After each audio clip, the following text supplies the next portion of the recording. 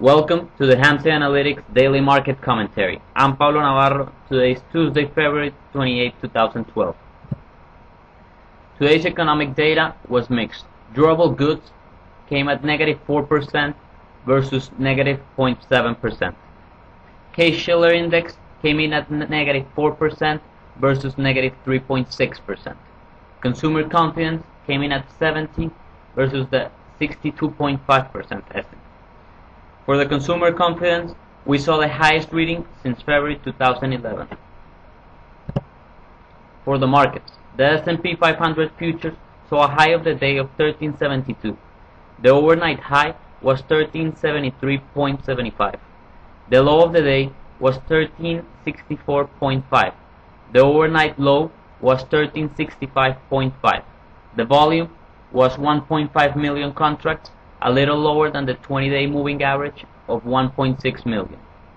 The Nasdaq saw a high of the day of 2635. The overnight high was 2619.5. The low of the day was 2607.5, and the overnight low was 2607.5. For the volume, we saw around 200,000 contracts, which is in line with the 20-day moving average. Market internals. The New York Stock Exchange advanced decline differential ended up at negative 20. The Nasdaq advanced decline differential ended up at negative 136. We saw 30 new 52-week highs for the S&P 500 and 0 new 52-week lows for the S&P 500. As for the volatility, the VIX spot closed at 17.97.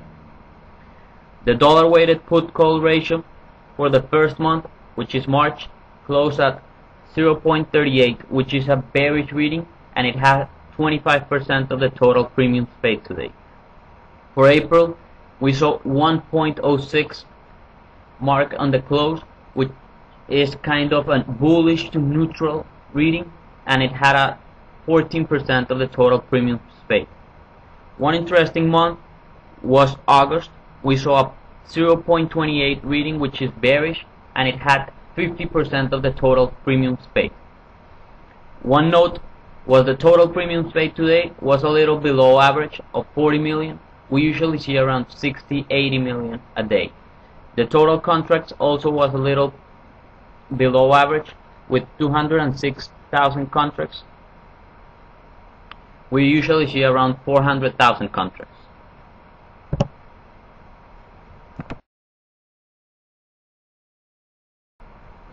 Okay, looking at the markets, we're gonna start with a 5-minute chart.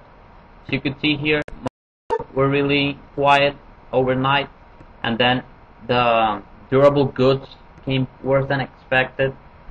The market started dropping around here.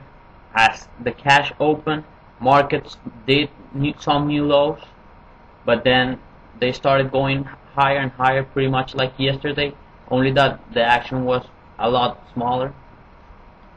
By the end of the day, they tried to come back a little, but nothing, and then they rallied into the close, which was good. We closed at almost the high of the day, like one handle below of the high of the day. If you look at the daily chart for the S&P 500 futures, you could see that we continue to be on the positive 1, positive 2 sigma channel, which is good. As for the CI, this indicator, it's red, which means you need to be cautious, but you also need to look at the slope. The slope right now, it's turning a little bit upwards. You can see here, which is very positive on a daily chart. On the weekly chart, the same here. We've been on the positive 1, positive 2 sigma channel. The CI indicator is just turned red, but the slope continues to be upward. It's losing some momentum, but still could go a little bit higher. More of a neutral reading here.